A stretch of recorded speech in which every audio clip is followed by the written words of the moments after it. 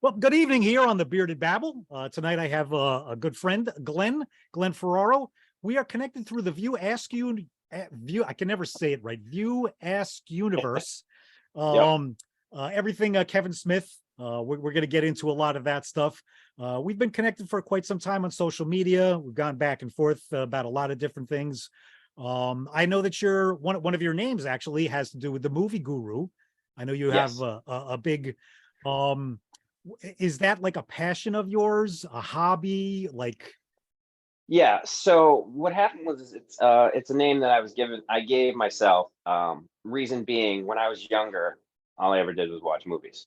My parents were like, go outside. I'm like, no, I'm gonna sit on the couch. Um, so I've just watched movies and rewatched movies, and it's just one of those things. It's like when somebody has a question about movies, who do they call? Oh, let's go to Glenn. So it just kind of that's how it started. So everybody would just call me for all these different like questions, like, "Hey, who was that guy that was in this movie with Mel Gibson?" I'm like, "Oh, Danny Glover." What was the movie? I'm like, "Well, there's a few," and then I'd list off the different movies they were all in, and that was just how it started. And I was just like, I'm going to call myself the movie guru. was there any movie or movies in particular when you were very young that you can recall that enthralled you, that you were like, wow, is Hmm. it the escape of reality? Is it the going to somewhere else? Yeah. Well, yeah, I mean, I'm an '80s, '90s kid. I grew up in the '80s. Went to school in the high school in the '90s. So, my introduction was actually for Kevin Smith was Mallrats. That was my first foray into the View Askew, because I hadn't heard of Clerks before. Um, and I watched Mallrats, and I'm like watching it, and I'm like, what is this? This is stupid, you know? Because I'm like, this makes no sense. Who are these people? And then I read on the back of the VHS, it said from the director of Clerks. And I was like, all right, maybe I'll watch that. Maybe it'll make a little more sense. And then I'll rewatch Mallrats. And I watched Clerks. Loved it because I work retail. So, it struck a chord with me. And then I rewatched Mallrats. I'm like, oh, okay, now it makes more sense. And then Chasing Amy came out, and then Dogma. And then I was hooked. So, yeah. Now, on average, how many times have you seen most of those movies? Oh, good God. So many I've lost count. Clerks is always a continuously watch. I watch that. That one has been my all-time favorite. When I met Kevin at Providence for his Clerks 3 tour, I told him that was my favorite movie. Brian O'Halloran, same thing. It's just that struck with me. And Dogma, also one of my favorite. Of course, everybody loves Dogma. Yeah. But when I went to see Clerks 3, that one actually, I think, because being older now, struck a different chord in my life, because I'm almost their age that they are in the movies, and it's just I have to say that's probably become one of my favorite movies now. It's amazing how something like that, like you said, like growing up, like being a New Jersey boy, being a Hmm. big fan of Jay and Silent Bob, getting the opportunity that I got. Can you hear me okay? Because I'm not Oh yeah, getting. yeah. I got Okay. I got an earpiece in so I can hear you Okay, perfectly. yeah, I just want to just make sure yeah, my speakers. Okay, yeah, everything is. I was just getting a little bit concerned about. I've had some issues with these, but all right, we're moving forward. Yeah, so the thing that was wonderful, like I said, Hmm. seeing the Jane Silent Bob movies, and all that kind of stuff, and then it took a weird turn with me. Donnell Rawlings, a very good friend of mine, brought me into the universe when he got a Hmm. call from Kevin. Donnell and Kevin were doing Hollyweed together, which is if you ever get a chance, I'm sure you've seen that. I've seen the first episode, but I haven't seen any other ones. Yeah, no, that was that they made the pilot and that was it. And then a lot of things kind of went, but Oh. it may come back up at some point. There still has been some talk of it, but Donnell connected with Kevin through him. They became very good friends. when Donnell got the call for Reboot, one of the first things he said, because he knew I was such a huge fan, was he said, Kevin, listen, I got a guy I'd like to just bring in if he could just be in my scene. And Kevin, of course, was like, absolutely. So that whole thing was an amazing story, amazing couple of days in itself. But Yeah. the thing And that now you're the popcorn guy. I'm the popcorn eater. The Yep. thing that I loved most about it was when the movie came out. I wasn't able to take my son, special needs Right. son. It would have been too much to get him there. He's seen it a couple of times since, but I was able to take my daughter to the movie theater to see when it came here and they had the opening night. And it Yeah. was she was 13 at the time, and it was one of those questions too, where is it? And I was like, yeah, listen, I was watching stuff like that at 13, so it was great to sit there with my daughter and watch the movie. And again, like you said, that movie had a different, it had a father-daughter feel to it. Yeah. So to me, Yeah. Reboot was probably it is my favorite because I'm in it, but also because of the whole father-daughter thing and the fact that I got to bring my daughter to see me on the big screen in that movie. Yeah. When it came around here. So it's a great thing to have a connection like that. Yeah. I don't know if you can actually see. Let me turn the camera a little bit. I got you on a stand. But haha, there you go. So yeah, I'm in my painting area. So yeah, this is kind of my little cubicle thingy I got like right out the back door. So Now let's hear about the painting also. I'm sure that's, I mean, as an artist myself, I know that's a wonderful mhm. form of therapy, of just it enjoying something. It's Yeah, it is. What happened is a few years ago, I was working on wood burning, and that was fun and all. But I had torn my rotator cuff, and I was laid up. Couldn't go to work, couldn't move my arm. So I'm sitting at home, like, what am I doing? So I picked up my pad and paper I hadn't drawn in 20 years because I did it when I was a kid. I wanted to be a comic book cover artist, like Alex Ross. You know, I was like obsessed with him. He was one of these, his drawings are like spectacular. I'm nowhere as good as him, but that's what I wanted to do. And then I just put it down, didn't pick it up for like 25 years. And so I'm sitting at home. I have nowhere to go. So I'm just like, all right, maybe I'll just start drawing. So I pulled up a sketch of Steven Silver's, the Clerks Uncensored. Yeah. The animated series. yeah. And I was like, let me see if I can draw this. So drawing it freehanded. And yeah, I liked it. Then I said, you know what? I got some paints. Let me throw it on a canvas. So I started doodling on canvas, and then I made up the Dante painting, which is at the Quick Stop in Jersey. I gave it to the guy who runs that, and then also when I was up there, I brought a couple paintings. I was like, you know what, I'm uh I'm gonna give one to the stash. So I made one for the stash. Before they closed, they had it at the old store, and then they moved it to the new store. And then I was talking with Ernie through email, and I was like, Smart Castle had an open jet, and I was like, hey, I heard you wanted to do some like fan art. I have a painting. Can I send it to you? And he's like, yeah, sure. So I sent it to him, and I said, okay, I'm never gonna hear from him again. And then they hung it up in the green room because Brian O'Halloran sent me a Twitter picture of it with him standing in front of it, and I was like, that's awesome.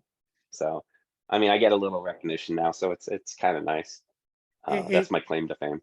it's a wonderful feeling, and it's such a great group of people, all the people within that universe, within the Yeah. Facebook groups and everything like that. Very supportive, very it's a different sense of humor.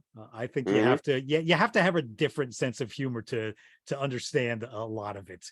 It's Yeah. deep, Yeah. it's dark, and it's just funny. It's just laugh at everything, and that's what the Yeah. world, especially now, needs more of. Just laugh at everything. Find the humor Yes. in it, and just continue to laugh at it.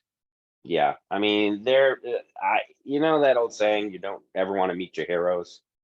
I find that when you talk about Kevin and Brian and everybody, Jay, uh, that's not true, because meeting your Yes. heroes is something I highly recommend. If you have a chance to meet them Yeah, because you know, it's just so crazy. getting to spend, a few days on set down there in New Orleans when they filmed everything. It was amazing to see how they recreated the quick stop. I mean, when we pulled up on set that morning, it was like, oh my gosh, it was Yeah, absolutely incredible. I mean, I have like, behind the scene pictures, and really, I mean, they literally built like took a side picture, and the building was much even like lower. Like they had yeah, to yeah. create the facade was like a good maybe like 10 feet higher, just everything. It was absolutely hilarious just to see. When Kevin pulled up too, he was just floored. He was standing there just like absolutely amazed. And you felt like you were back in Jersey. I mean, when you look to the side, of course, and you turned around, it was completely different, but Yeah, they of course, of course. they nailed it. And just Yeah. the whole You day kind down of there. suspension of disbelief on the sides when you're like, wait a minute, there's supposed to be stuff over here, and there was nothing. And it's like, wait a second, you know. But It's being a hardcore fan, we notice it. But to yeah, the person just going into a show, going, oh, okay, they want to notice. it, absolutely amazing. And like I was saying too, everyone within that's family is the best word to say it. Being on set that day, I mean, Kevin, I've been in a bunch of different sets for a bunch of different reasons, for Hmm. security, filming, and stuff like that. And I've never seen a set so relaxed. So Kevin's just like, yeah, okay, okay. What do you think? What do you? And my whole thing was literally at the last minute, he just kind of just whipped something up in his head and said, okay, because it would have come down to me having to shave my beard off to be one of the SWAT guys in the opening scene. Right? Yeah. And it was like, do we want to do that? I'm known as bearded humor. It's my beard is my thing. Donnell and I were going back and forth. I agreed that I wouldn't. The morning of the shoot, they came up to me and they were like, would you shave your beard? Now, the night before, Donnell and I were walking on Bourbon Street and we agreed. I said, no way, I'm not going to do it. If I go home, my kids won't recognize me. And we shook Yeah. hands on it. He said he would take care of it. Don't worry, you're not getting rid of the beard. First thing the next morning, we get out of the trailer. They walk up to me. They go, we can't put you in a uniform with that beard. We have to shave the beard. What do I do? I go, okay. Okay. Donnell just turned around and walked away, just threw up his hands and just like walked away. He was like done. Kevin came on set and he had heard about what was going on. He walked up to me, he grabbed the beard. He said, don't worry. He said, we're not touching that glorious beard. Nice. And then later on in the day, he just literally just came up with the scene is, the way it was going with Brian and with the excitement of the scene. He was like, popcorn eater. He's like, just get him some popcorn. And it's great that I have a video of Kevin Smith directing me eating popcorn. Yeah. It's wonderful. Yeah. I think you could have pulled off the SWAT with the beard. I think that's, because why not? Yeah, I'm glad that I got my own. And it was funny because then short time later, Donnell, he's at Kevin's house and he sends me a screen capture of when Kevin was all putting it together. And then he Mhm. asked me, he says, how would you like your name in the credits? And I was like, credits? He was like, yeah, credits. I figured, okay, maybe like something in extras. I didn't know I was going to get an actual credited role. I'm above Method Man in the credits. Right. Yeah. I mean, Yeah. it's like, it's that is another like something that I'm absolutely just amazed about. My name is above Method Man name in a Jay and Silent Bob movie. Who am That, I? How cool is that? that is very cool. I mean, when I saw you in it, I saw DJ in it, and a couple other people, Mark Lamb. Um, I got to meet after Jay and Silent Bob came out, and well, meet, I mean, online through View Askew, and I'm like, God, you guys are so damn lucky. I was like, I would kill to be in a Silent Bob movie.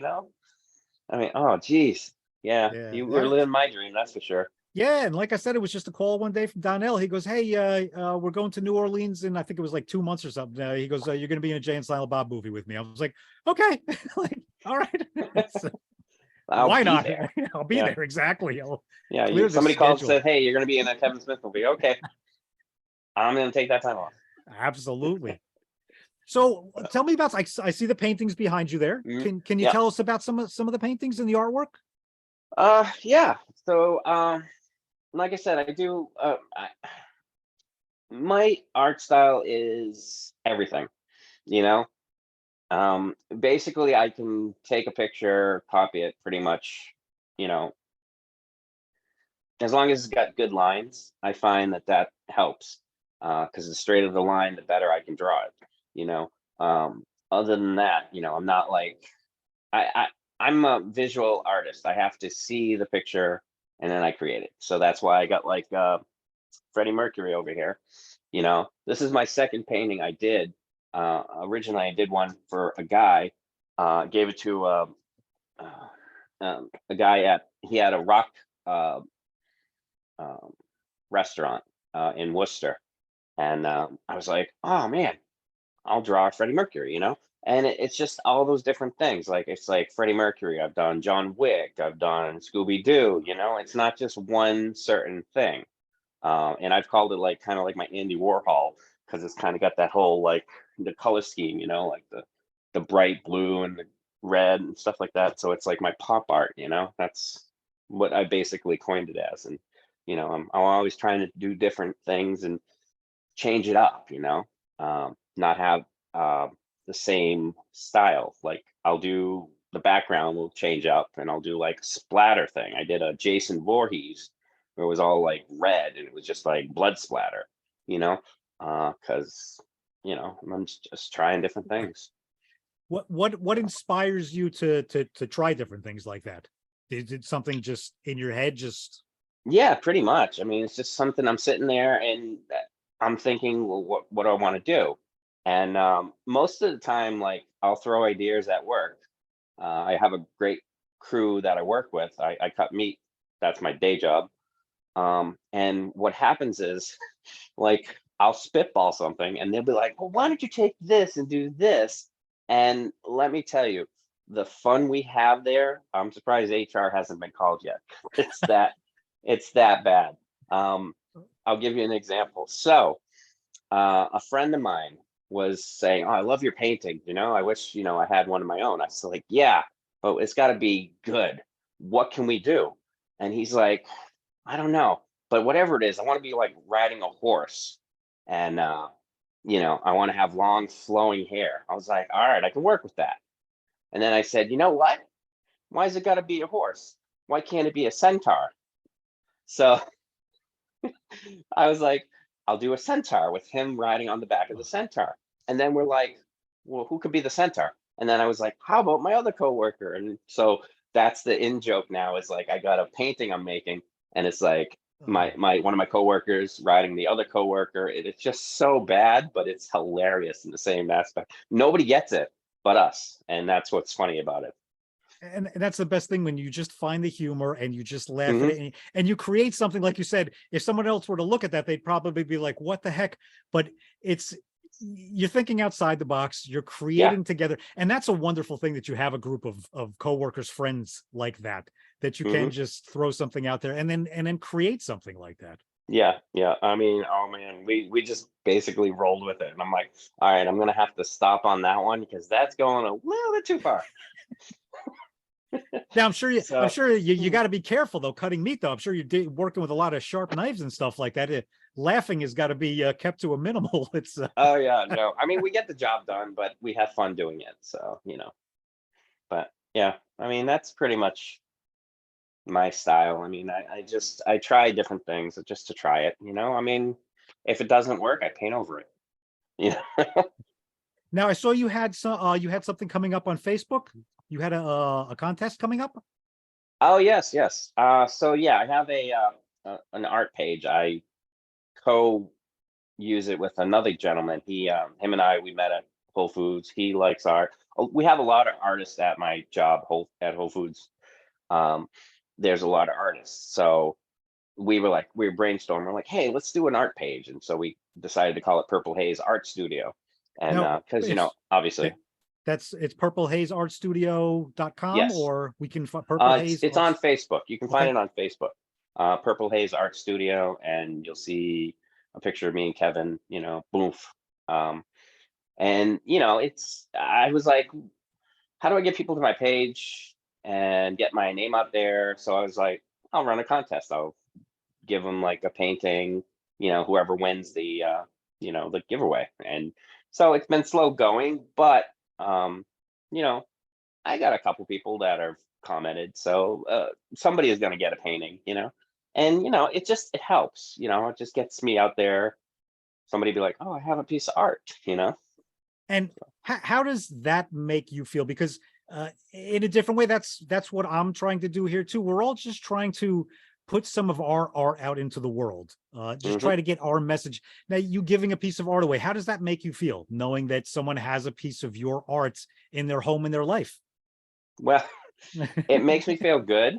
But I'm no Picasso, so it's or Bob Ross for that matter. I've always liked Bob Ross, so if I could be held up on a pedestal with Bob Ross someday, that would be awesome. I don't know if that'll ever happen, but it's nice to be, somebody says, "Oh yeah, I've seen your art around." In Worcester, some people have seen it, some people haven't, some people don't even know who I am. So it's yeah. But I mean, it's fun to just create and get my name out there and try to get business. And it's a side hustle, like you know, everything else in this world. You gotta pay the bills. Yeah, absolutely. And Bob Ross too. That's Bob Ross is very big in our house. My daughter is a huge Bob Ross fan. Mm, Surprisingly, it was very young. She was just like, all of a sudden I found out she was a Bob Ross fan, and I was like, oh, but she goes, I love watching his stuff. And my wife and I watch it, on and off. We recently just found it. I forget what service we found that they have all of his videos on, but we actually yeah. just started with the first one.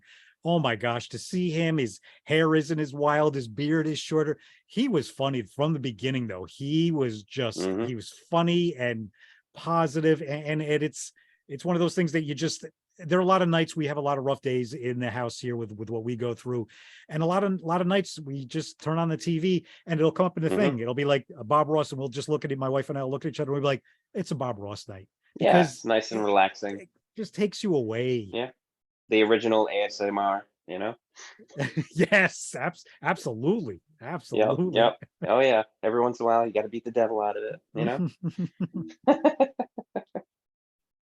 Oh, so what else do you want to talk about, Glenn? Uh, no, I'm not really that interested. You are, let's see, you're a painter, now the movie guru. So how Yes. many movies have you seen that you can answer questions like that? And when you Mm. see a movie, do you see it more than once? Do you just retain things in a movie? Do I you retain things a lot. Yeah. No, I retain stuff. Uh, some movies I haven't even really seen, like, because I don't get to see movies in theaters anymore, unless it comes to streaming. That's the only time I ever get to see it because life and kids yes. kind of put a squash in it. But I mean, for the most part, I'll like I'll watch like YouTubes where they're talking about the movie and stuff like that. And it's like, oh, this sounds interesting. Then I'll go watch it, and then I'll pick up on stuff. And so when people ask me questions, it's like, oh yeah, it's this person, this da da da. What's about this movie? So yeah, it's just there's a whole bunch of different things. But I don't know if you ever seen those surveys they do on like Facebook where they go, how many movies have you liked? You know, and then you check off like every single one.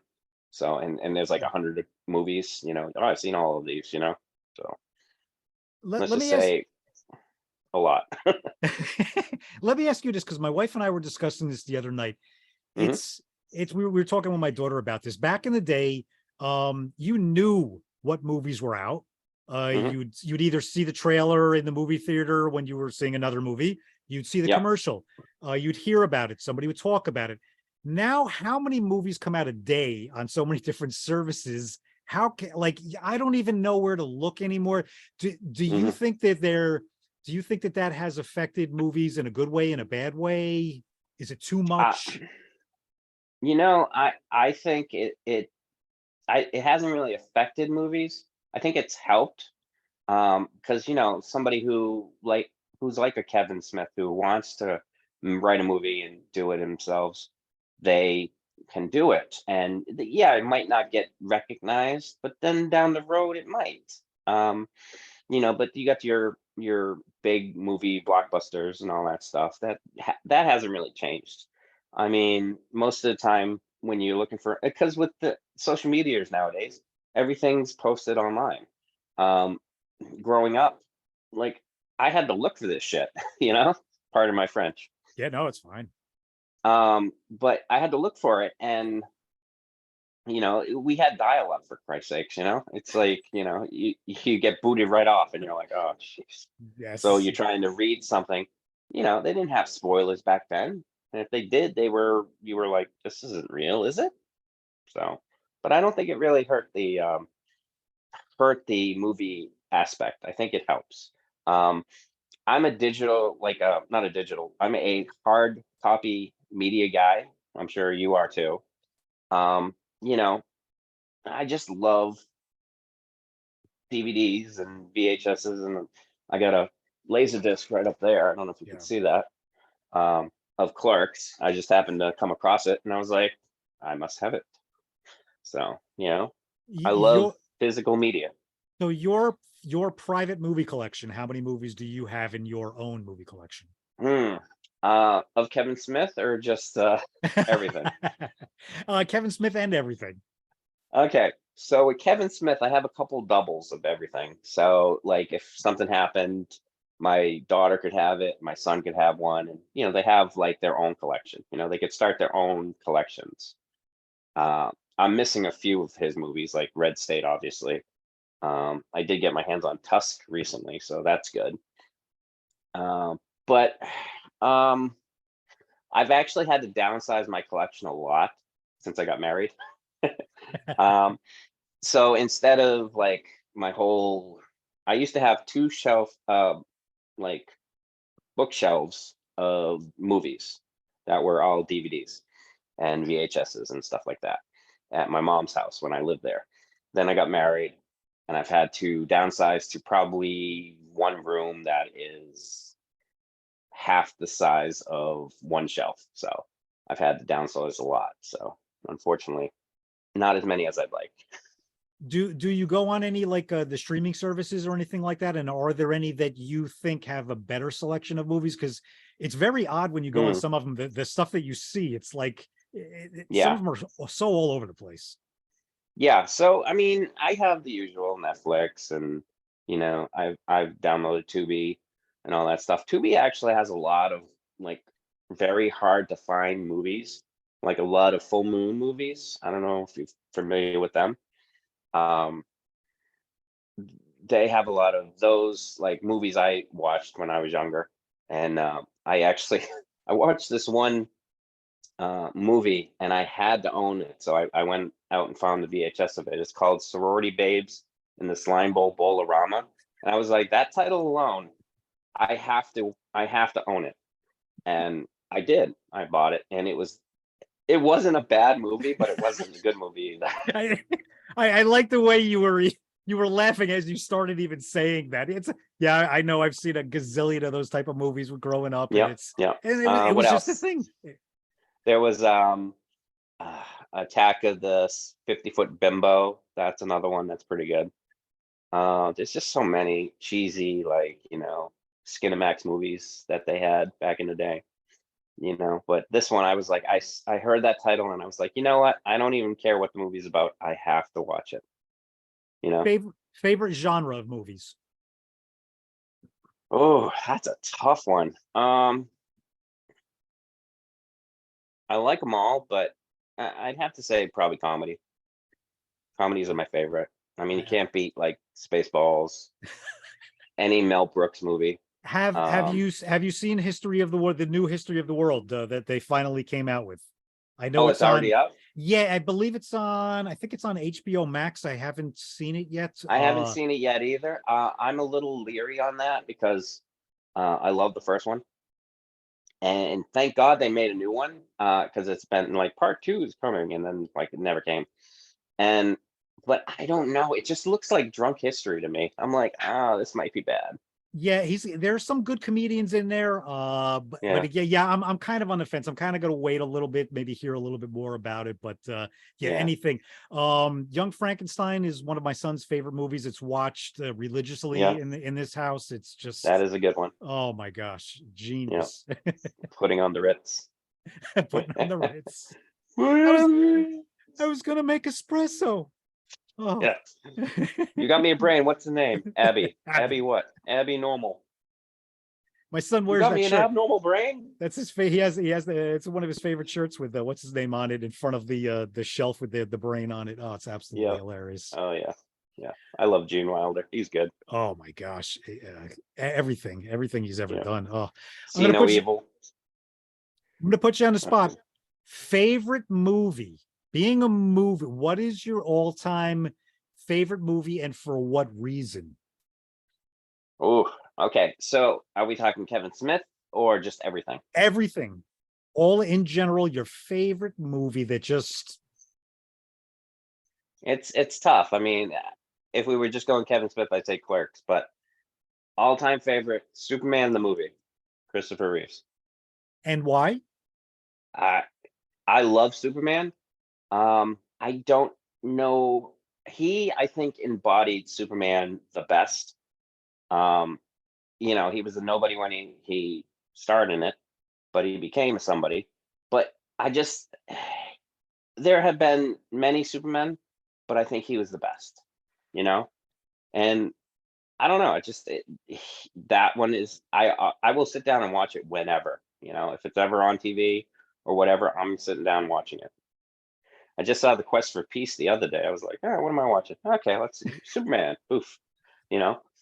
But That's great. Inspired by a superhero. mhm, That's all we can ask for, and that's all we can keep doing. We gotta keep inspiring.